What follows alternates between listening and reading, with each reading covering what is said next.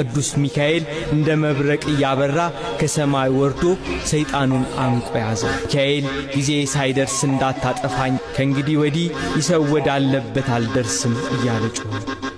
የሚካኤል ድምፅ ልክ እንደ ነጎድጓድ በታማኞቹ መላእክት ልብ ውስጥ ገባ። በድንጋጤና በውጅንብር ተይዞ የነበረው ሰፈራቸው በዚህ ጩኸት ተነቃቃ። የፍርሃት ሰንሰለት ተበጠሰ።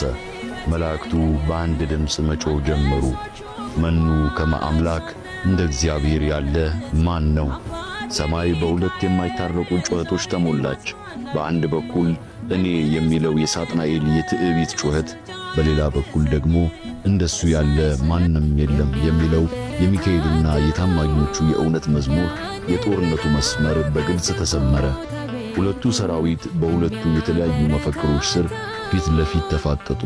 አንደኛው በራሱ ክብር የታወረ፣ ሌላኛው በፈጣሪ ክብር የበራ የሰማይ ጦርነት። የብርሃንና የጨለማ የመጀመሪያው ፍልሚያ በይፋ ተጀመረ። ነገር ግን ጦርነቱ በምድር እንደምናውቀው አይነት አልነበረም። በሰማያት የተደረገው ፍልሚያ የመንፈስ ጦርነት ነበር። የእምነትና የክህደት፣ የፍቅርና የጥላቻ፣ የእውነትና የውሸት ፍልሚያ። የሳጥናኤል ሰራዊት በኃይልና በቁጥር ብዛት የሚተማመን ነበር። እያንዳንዱ አማጺ መልአክ በታላቁ አለቃው የክብር ተስፋ አስክሮ በታላቅ ቁጥር ወጣ፣ ተዋጋ።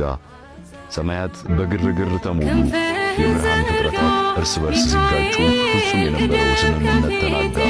ነገር ግን የሚካኤልና የታማኞቹ ጦር መሳሪያ ከቁጥር ብዛት የላቀ ነበር። የእነሱ ኃይል ከፈጣሪያቸው በሚመነጭ የማይናወጥነት ላይ የተመሠረተ ነበር። በእያንዳንዱ ቅጽበት መኑ ከመ አምላክ የሚለው ጩኸታቸው እንደ ሰማያዊ ነጎድጓድ የአማጽያኑን የትዕቢት መንፈስ ይሰብር ነበር። የሳጥናኤል ኃይል ከውስጡ መበስበስ ጀመረ። በትዕቢት ላይ የተመሠረተ ኃይል ከእውነት ፊት ሲቆም እንደ ጭስ በኖ ይጠፋልና። ሐዋርያው ዮሐንስ ከዘመናት በኋላ በፍጥሞ ደሴት ላይ ሆኖ በራእይ እንዳየው የውጊያው ፍጻሜ እንዲህ ነበር። በሰማይም ሰልፍ ሆነ። ሚካኤልና መላእክቱ ዘንዶውን ተዋጉ። ዘንዶውም ከመላእክቱ ጋር ተዋጋ፣ አልቻላቸውም። ከዚያም ወዲያ በሰማይ ስፍራ ተገኘላቸው፣ አልቻላቸውም የሚለውን ቃል የጦርነቱን ውጤት ያጠቃልላል። የሳጥናኤል ግዙፍ የሚመስል ኃይል በሚካኤል የትሕትና ሰይፍ ፊት ወደ ትቢያ ረገፈ። ያ በውበትና በክብር ያጌጠው የሰማያት ኮከብ የነበረው መልአክ ተሸነፈ። ከዚያም የውድቀቱ ቅጽበት መጣ።